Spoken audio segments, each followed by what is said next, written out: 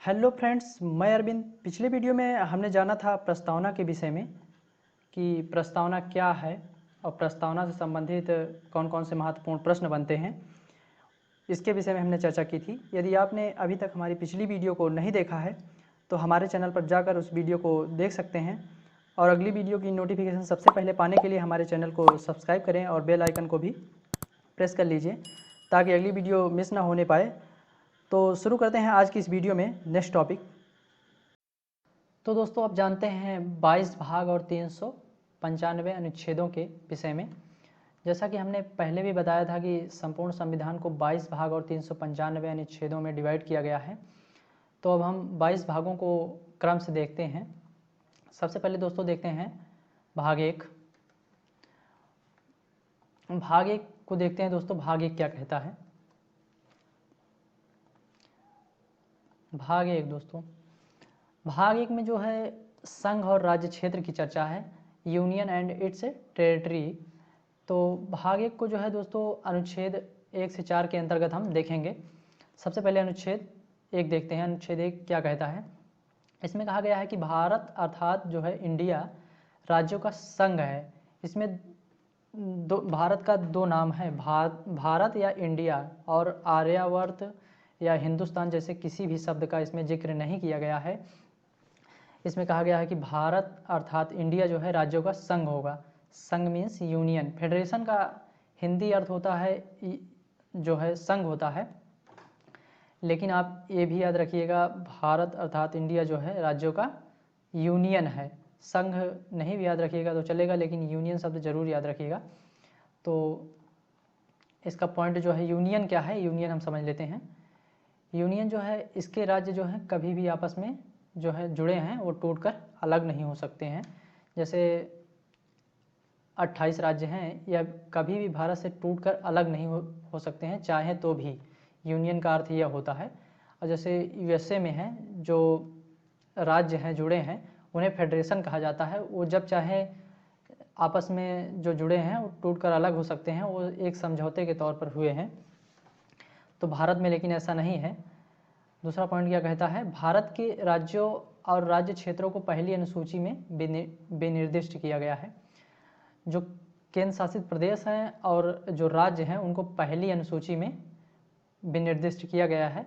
जैसा कि हमने बताया था कि 12 अनुसूचियां हैं, उसमें से पहली अनुसूची में जो राज्य हैं और राज्य क्षेत्र हैं उसको विनिर्दिष्ट किया गया है। दोस्तों, अनुच्छेद 1 में ही जो है राज्य के क्षेत्रों को परिभाषित किया गया है कि राज्य क्षेत्र के अंतर्गत कौन क्या क्या आएगा। तो राज्य क्षेत्र के अंतर्गत राज्य आएगा, और जो संघ शासित प्रदेश यानी जो केंद्र शासित प्रदेश है, यूनियन टेरिटरी है, वो भी राज्य क्षेत्र के अंतर्गत आएगा। और जो अर्जित प्रदेश हैं दोस्तों, अर्जित प्रदेश यानी कि जो देश जो कोई भी क्षेत्र विदेशी भारत में मिलना चाहते हैं वह अर्जित प्रदेश के अंतर्गत शामिल किए जाते हैं। वह भी राज्य क्षेत्र के अंतर्गत परिभाषित किए गए हैं।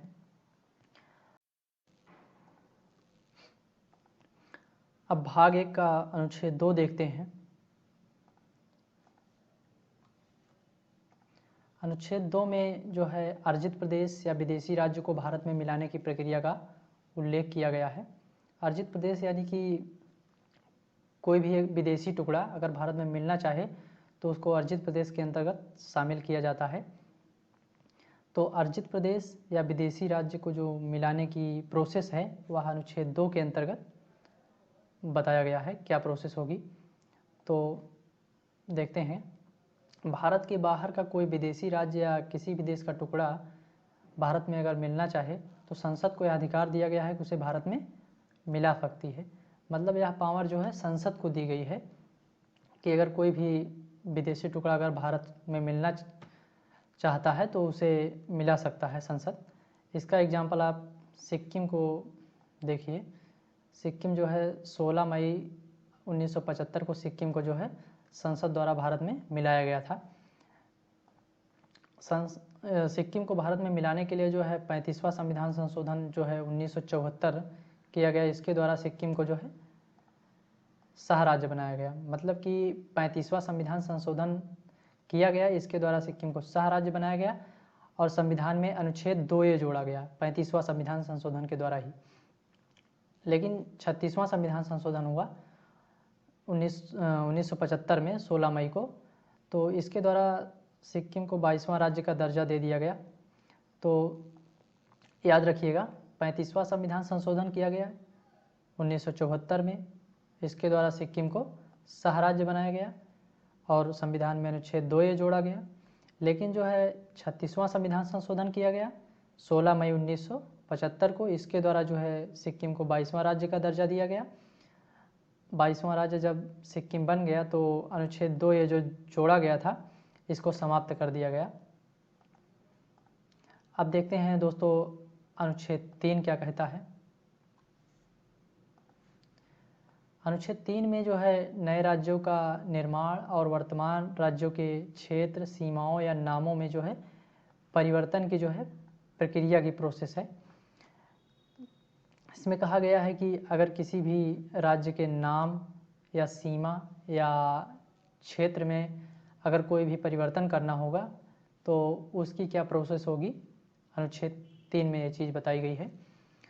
तो क्या कहा गया है, संसद राष्ट्रपति के पूर्वानुमति बिना सूचना के केवल अनुमति देकर, मतलब बिना अनुमति के केवल सूचना देकर भारत के किसी भी राज्यों के नाम, सीमा, क्षेत्र में परिवर्तन कर सकती है।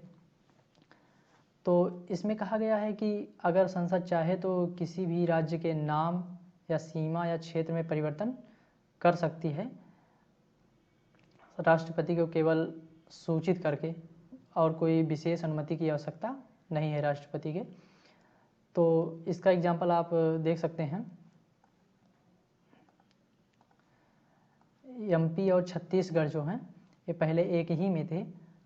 1 नवंबर 2000 को जो है एमपी से अलग कर दिया गया छत्तीसगढ़ को, और यूपी और उत्तराखंड ये दोनों पहले एक ही में थे। इनको जो है 9 नवंबर 2000 को यूपी से जो है उत्तराखंड को अलग कर दिया गया था, यानी कि इसकी सीमा में जो है परिवर्तन किया गया है संसद के द्वारा।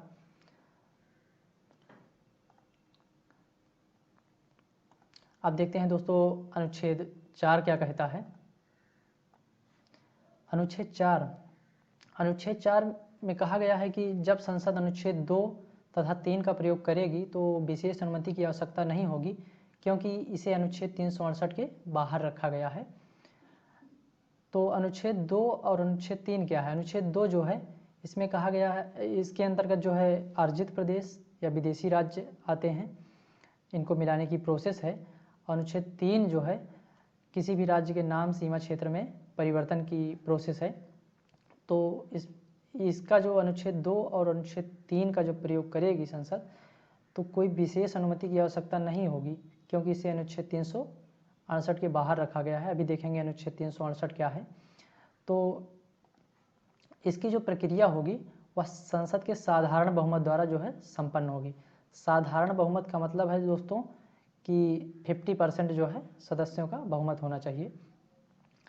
तो इस प्रक्रिया के प्रारंभ के लिए संसद के कम से कम 50% सदस्यों के बहुमत, यानी कि साधारण बहुमत की आवश्यकता होगी। तो ये जो प्रक्रिया होगी इसके लिए केवल साधारण बहुमत की आवश्यकता होगी और कोई विशेष बहुमत की आवश्यकता नहीं होगी। तो अनुच्छेद 368 क्या कहता है। अनुच्छेद 368 के बाहर इसको क्यों रखा गया है, अनुच्छेद 368 क्या है, इसको देख लेते हैं। तो अनुच्छेद 368 जो है संविधान संशोधन की प्रक्रिया है इसमें, और इसमें जो संविधान संशोधन की प्रक्रिया होती है वह विशेष बहुमत द्वारा संपन्न होती है। विशेष बहुमत का मतलब है 2/3 बहुमत से, और इसमें 66% सदस्यों की जो है आवश्यकता होती है बहुमत की। तो इसके अंतर्गत यदि कोई बदलाव किया जाता है तो राष्ट्रपति के अनुमति या हस्ताक्षर की आवश्यकता पड़ती है। तो उसमें जो है कहा गया है कि अनुच्छेद 368 के इसको बाहर रखा गया है, तो अनुमति या हस्ताक्षर की आवश्यकता तो पड़ेगी ही नहीं, तो इसलिए इसको अनुच्छेद 368 के बाहर रखा गया है। अगर अनुच्छेद 368 के बाहर नहीं रखा गया होता, अनुच्छेद 368 के तहत इसमें परिवर्तन किया जाता, तो जो है राष्ट्रपति की जो है अनुमति की भी आवश्यकता पड़ती। तो आज के लिए इतना ही दोस्तों, मिलते हैं नेक्स्ट वीडियो में।